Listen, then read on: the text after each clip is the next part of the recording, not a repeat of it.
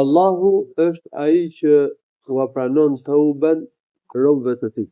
Dhe ai I fshin të këqijat. Dhe Allahu I lartësuar I di ato që I bani. Allahu I lartësuar na njofton për mirësinë e tij ndaj robëve të tij, që ai ua pranon tauben atyre që bëjnë tauba, atyre që bëjnë kthesë, duke hequr dorë nga shirku e duke u kthyer në tauhid, duke hequr dorë nga mosbindja, nga gjunahet e mëdha, e duke u bindur Allahut subhanahu wa taala. Kush bën tauba, Allahu I lartësuar ja pranon tauben. Allahu gëzohet me tauben që bën robi. Në fakt, Allahu subhanahu wa taala është ai që ja bën të mundur robit që të bëjë tauba. Allahu e udhëzon robin që të bëjë tauba. Kështu që taubja fillim e mbarim është mirësi nga Allahu subhanahu wa taala për robin. Pasi Allahu e udhëzon robin që të bëjë tauba, të heqë dorë nga shirku, të heqë dorë nga gjunahet, e të vendos mos më I bë më, dhe të ndjej keq që I ka pas bën gjunahet e të shkuarat.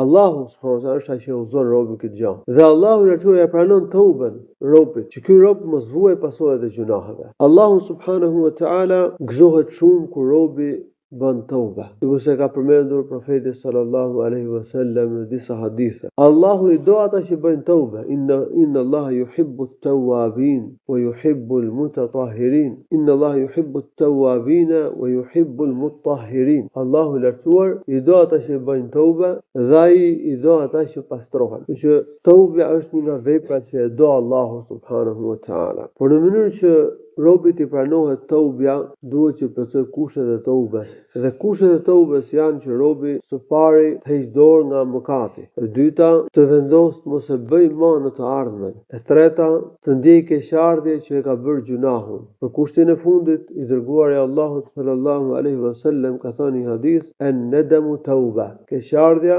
konsiderohet tauba. Se njeriu ndjen keqardhje që ka bërë gjunahun. Nëse nëse njeriu në shpirt nuk është po pishmon që e ka bërë gjunahun, nuk ndjen keqardhje, nuk I quhet tauba. Por në qoftë se gjunahu ka të bëjë me të drejtat e njerëzve, atëherë është kusht që njeriu të shlyejë dhe detyrimin ndaj krijesës, ndaj njeriu. Se në qoftë se nuk e shlyen detyrimin apo nuk e kërkon hallashtin robit, nuk I quhet taubja, përderisa ka të bëjë taubja me drejtën e një krijese, e njeriu. Këto pra janë kushtet e pranimit të taubes tek Allahu subhanahu wa taala. Duhet që njeriu të pendohet dhe Allahu subhanahu wa taala me mirësinë e tij, me bujarinë e tij, me mëshirën e tij ja pranon tauben. Allahu I fshin të këqijat, thot në këtë ajet, "Wa ya'fu 'anis sayyi'at." Allahu I fshin të këqijat. Edhe kjo është mirësi e madhe nga Allahu lartuar për robën. Allahu I fshin të këqijat. Njerëzit bëjnë gjunahe, njerëzit kanë të këqija. Dhe po të mos kishe rrugdalje nga gjunahet, njerëzit do shkatroheshin, do shuheshin. Në këtë botë do shuheshin dhe në ahiret do shkonin në xhenem e xhenemit. Por Allahu lartuar fal. Allahu I fshin mëkatet. Dhe Allahu lartuar ka vënë sebebe për shirjen e mëkateve.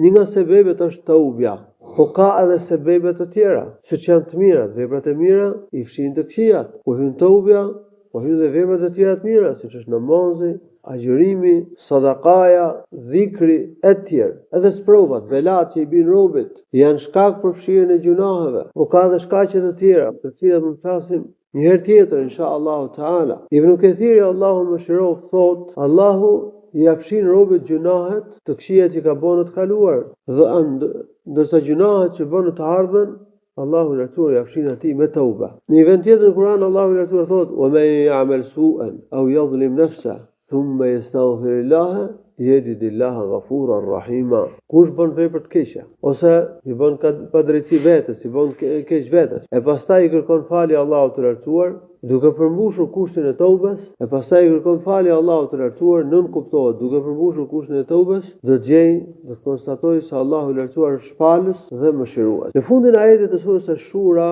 Allahu I lartuar thotë, "Wa ya'lamu ma taf'alun." Dhe Allahu I di ato që ju bani. Allahu I di veprat e njerëzve, qofshin ato të mira apo të këqija, dhe Allahu do t'i shpërblej njerëzit për veprat e tyre. Kush bën mirë do gjej mirë, kush bën keq gjen dënimin tek Allahu I lartuar. Allahu na ruaj nga dënimi I tij. Allahu shpëlbej të mira, walhamdulillahi rabbil alamin.